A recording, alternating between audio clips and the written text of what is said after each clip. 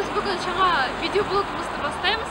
Яғни Қазмедиа орталығының есігінен бірінші шығатын тележүргізушіге, қоғамдық көлікпен жүруге ұсыныс жасаймыз. Бүгін шама аяз екен, шамалы қатқан. 4 минуттай мама, 6 минутқа болды. Әзірге жұлдыз тележүргізуші шығар емес. Тезірек шықса екен.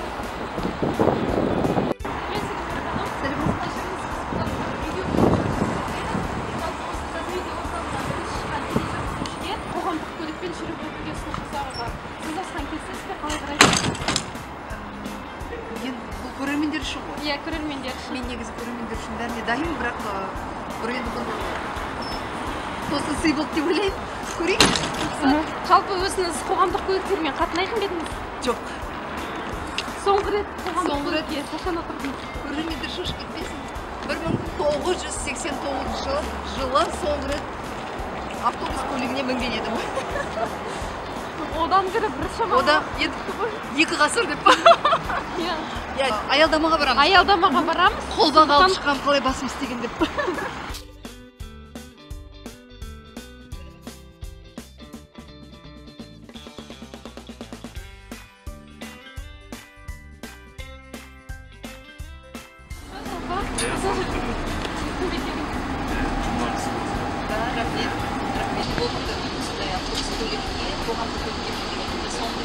Бірінші 89 жыл 90 жылдар Құдай келген жоқ, себебі өмірге қиылысқан адам деген өзіне еңбектеніп, өзінің өмірге деген ата-анасына көмектесу үшін көлік алып 22-ден менің еңбек жолым 25 жыл екен, тәуелсіздікпен қатар келеді. Ал көлік қоғамдық автобусқа мінгенім 20 жылда яғни сіздің жасыңыз менің еңбек жолымнан аз екен. Сәттілік тілеймін сізге. 89 жыл басқа қоғамдық көліктер болатын еді. Қазіргі мен қарауыма ұстауға ыңғайлы, өте қолайлы жасалған дүниелер, мынандай гаджеттер пайда болған екен.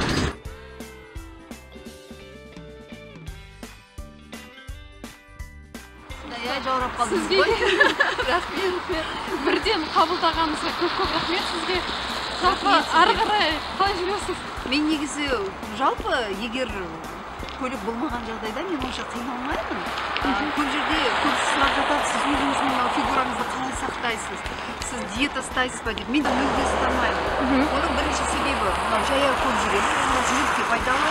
Және денедегі қан айналымы жүріп тұрады. Яғни сенің қай кезде де жеген тамағың міндетті түрде қорытылып, ешқандай май бұлшықтарына айналмайды. Сол себептен көбісі айтып жатады, осы диеталықтан кейін жемейін деп. Ол мүлде, ол сен кешке бір тәтті тағам жеп болғаннан сен бірдей себіріп кетпейсің. Барлығынан мидың ішінде. Мен не қылдым жақсы жұмыс жасайды, соның сенің көкораңда деп болады. Сол себептен мен қазір жаяу баратын сияқтым, себебі сіздер менің кәдімгідей қанымды жүгіртіп, өзімнің жастық шағымды еске түсіріп, қоғамдық көлікке мініп, бір жақсы әсер алдым деп ойлаймын. Көп рахмет. Маған бір еді кездейсоқ ұсыныс болды, бірақ дегенмен де бұндай сәттер болған жақсы екен. Адамның өміріне бір өзгеріс алып кететін сияқты.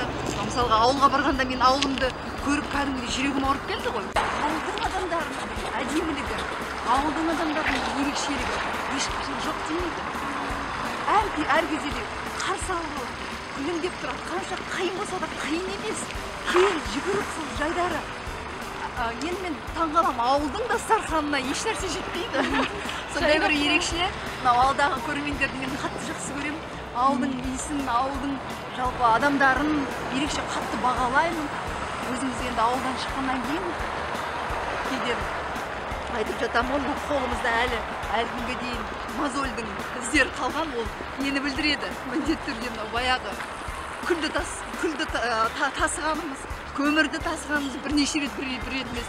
Оны кеп забордың алдына кеп құйып кетеді, цемент тастап кетеді КамАЗбен. Оны біз шелектеп ішке кіргіземіз. Ішке кіргізсек, папамыз кеп жоқ, бұл жерге біз ана жерге қою керек еді. Оны тағы да тасимыз. Сондай жұмыстар. Оның барлығы болғанына қайта шүкір деймін, себебі соның барлығы еңбектің бауыры болды.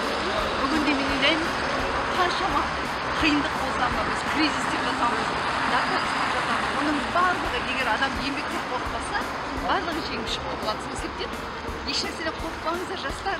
тек алға жұмыс жасаңыздар. Еліңіз бар, бізде тәуелсіздік бар, білім бар. Сол себептен тек алға деп өзім бір үлкен ниетпен тілеймін, орындалса екен деп армандаймын.